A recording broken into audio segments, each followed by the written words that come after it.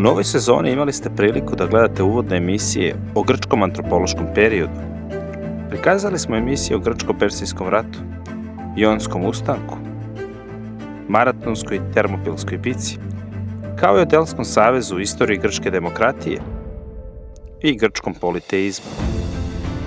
Kako biste stekli dobru osnovu, savjetujem da pogledate ove emisije, pogotovo eleuzinske misterije i orfizam. Kao što smo rekli, sofisti su prirodna posljedica kako zlatnog doba Atine, tako i Perikleovih demokratskih reformi. Kako bi ljudi mogli da učestvuju u vlasti, nastala je potreba da ih neko i nauči potrebnim znanjima. Tu ulogu su na sebe preuzeli kritičari kosmologa, sofos, mudraci. U ovoj epizodi upoznaćemo se sa najvažnijim uvodnim informacijama za ovu temu, te ćemo ih od sljedeće emisije obrađivati pojedinačno. Postavimo prvo pitanje: ko su bili sofisti?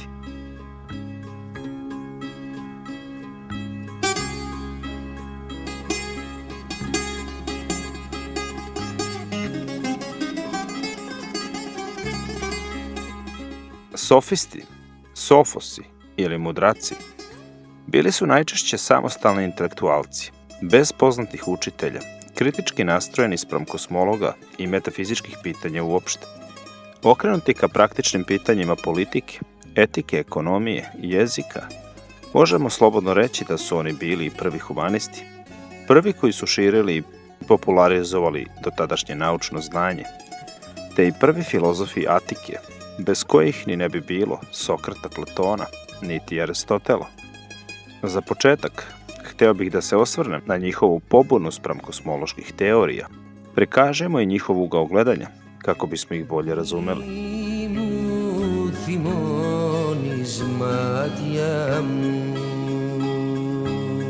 Zamislite sljedeću priču. Vi ste mladi intelektualac, sofista, koji još uvijek nije odabrao svoj pravac. Imate veliku želju za znanjem, ali i dokazivanjem svoje vrednosti. Pošto živite u grčkom polisu 5. veka pre nove ere, svakako znate za postojanje čuvenih filozofa, kosmologa. Postajete njihovi učenici, kako bi od njih naučili nešto od te mudrosti.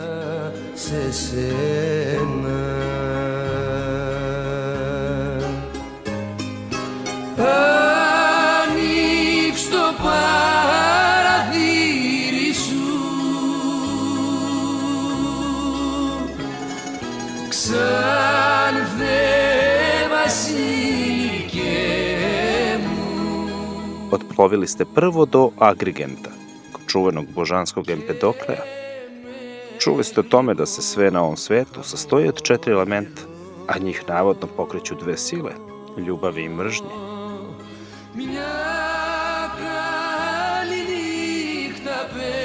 Posle par dana Sicilije, rešiste da je istražite dalje. Otplovili ste na sever Egejskog mora, u Demokritovu Abderu. Te ste tamo čuli o beskonačno malim, nedeljivim česticama materije, atomima. Oni se navodno kreću po nebiću, praznom prostoru, te i tako sasvim spontano, bez ikakve zamisli, proizvode sav naš svet. Svet beskrajne kompleksnosti.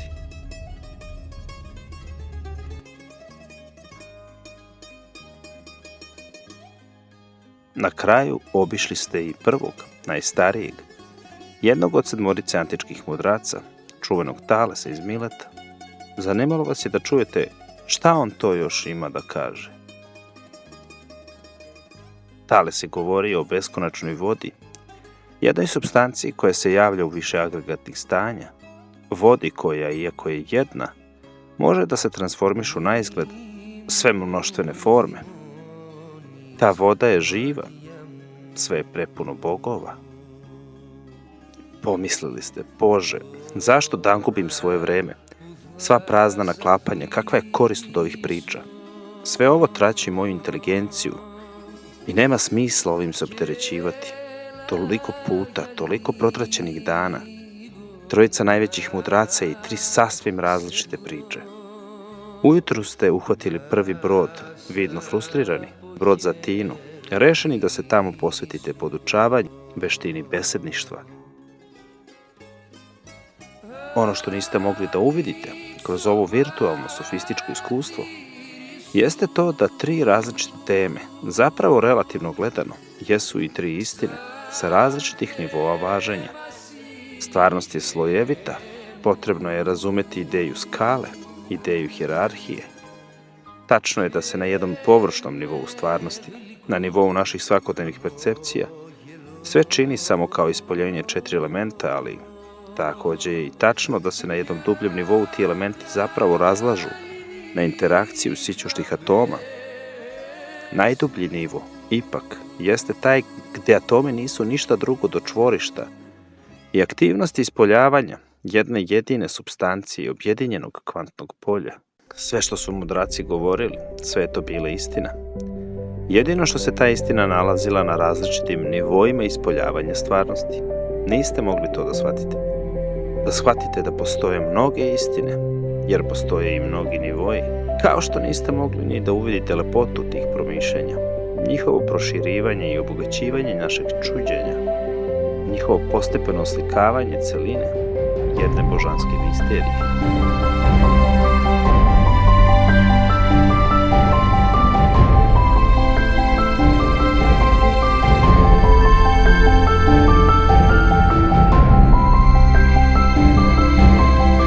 I came to understand that one other assumption that I had made about this work was wrong.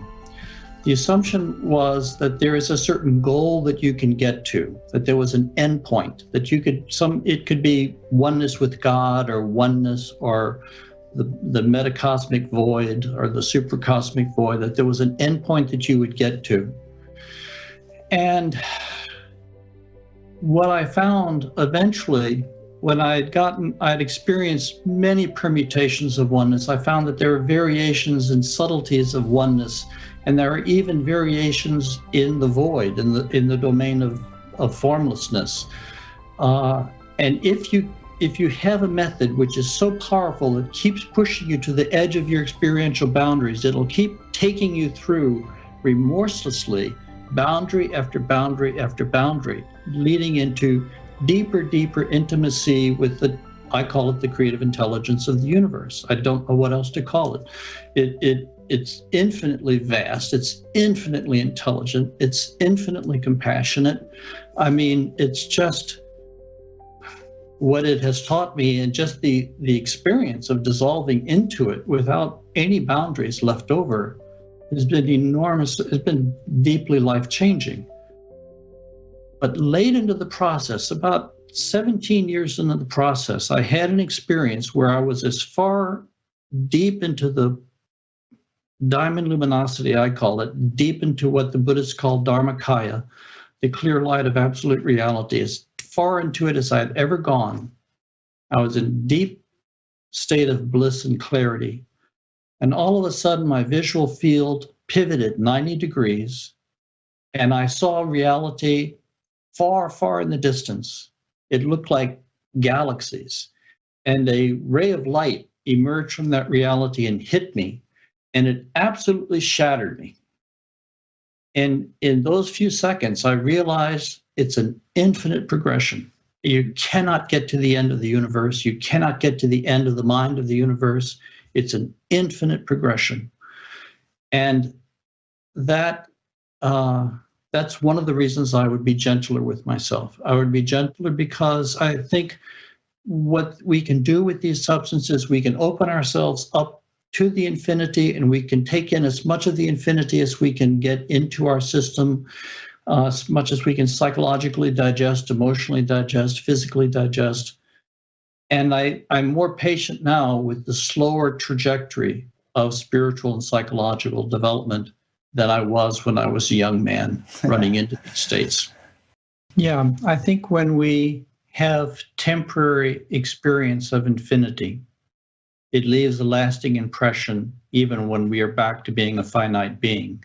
And if we have temporary experience of infinite love, all-embracing, all-inclusive, and a love that transcends species and reaches out to the molecules of existence, the atoms of existence itself, then when we congeal back into our ordinary time space suit, it has an effect. It has a profound effect.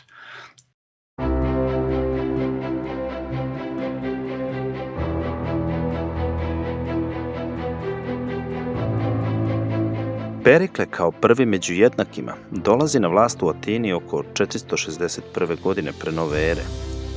On čini ključne promjene te i omogućava stvarno funkcionisanje principa demokratije. Smanjuje moć aristokrata i omogućava siromašnim građanima da učestvuju u vlasti, da učestvuju u vladanju polisom. Univerzalna vrednost demokratije je ta što vodi egalitarizmu, davanju svakome prava da bira, da se pita, da aktivno učestvuje u životu svoje države. Ipak, kako bi to imalo i smisla, taj narod mora dobro da se obrazuje, inače demokratija postaje tiranija neprosvećene većine, svoj anti-ideal. Perikleovim uvođenjem plata za funkcije skupštine i suda, sav narod postaje veoma zainteresovan, te i traži filozofe da ih podučavaju, obrazuju, retorici, besedništvu, eristici. To je bio preduslov za uspešno bavljanje tim poslovima. Upravo ti filozofi, ljudi od krvi i mesa, koji su bili privučeni atinskim zlatnim dobom, Perikleovoj demokratiji, pristižu od 450. godine i kreću da ljude za pare podučavaju tim umećima. Prvi je došao Protagora i on je prvi narod učio eristici za novac. Hvalio se svojom sposobnošću kako može da nauči ljude da slabiji argument učine jačim. Eristika, veština raspravljanja, znanje kako da se logika, jezik i psihologija zloupotrebe sve u cilju zbunjivanja i nadjačavanja protivnika, pobedi u svakom razgovoru.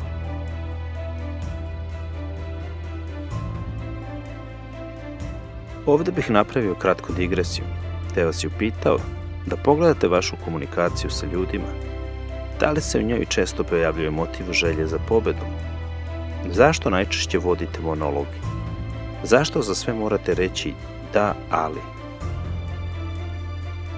Prepoznajete li da nad vama vlada pogrešan program? Živite u iluzijama ega, životom stanjem svesti kome još nije postao svojstven moral. Još uvek za vas važi Ničova teza, volja za moć. Stanite pa razmislite, da li možda mašite metu? Da li ima nešto što još niste saznali, neki razvoj koji još niste ostvarili? Jasno je da prema drugom živom biću morate prirodno osjećati saosećanje.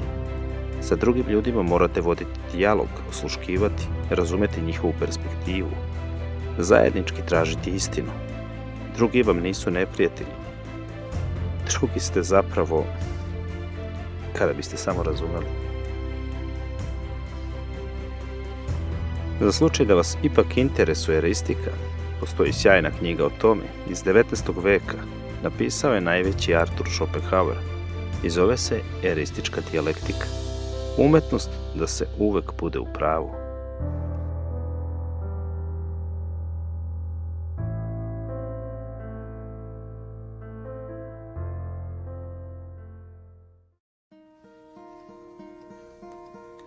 Hello, darkness, my old friend. Pogrdan naziv njihovog imena desio se zahvaljujući Aristofanovim i Eupolidovim komedijama, predstave kroz koje su ismevali demagoge, političare, nove bogataše, nove građane koje je proizvela demokratija. Tako, na primjer, Eupolid žestoko ismeva sofiste, njihov relativizam, njihovu praznu retoriku, moralnu šupljinu, rđavost njihove sposobnosti da ubede narodu bilo šta. Pored njih, svakako, rad Sokrata, Platona i Aristotela trajno ocrnjuje njihovo ime. Sokrat kaže da ako se mudrost iznosi na bazar, onda ona postaje bludnica, baš kao i u slučaju prodaje lepote za novac. A Aristotel kaže sofistika je prividna, a ne prava mudrost. Sofist je čovek koji uzima novac za prividnu, ne za pravu mudrost. Takvo mišljenje o sofistima važilo je sve do 19. veka, kada se po prvi put pojavljuju i filozofi koji ih brane, koji pokazuju njihove pozitivne i opravdane filozofske pozicije. Svašta zanimljivo možete pronaći kod sofista, zato ćemo i par epizoda govoriti o njima. Vredno je čuti pored kosmologa i njihove spekulativno-deduktivne metode, i o sofističkoj, empirijsko-induktivnoj. Posle svake srednjovekovne metafizike treba odmoriti za kratkim renesansnim humanizmom. Tako i ovde, posle kosmologa, počujmo i antropologi. Disturb the sound of silence. Fool said I, you do not know. Silence like a cancer grows. Hear my words that I might teach you. Take my arms that I might reach you. But my words like silent rain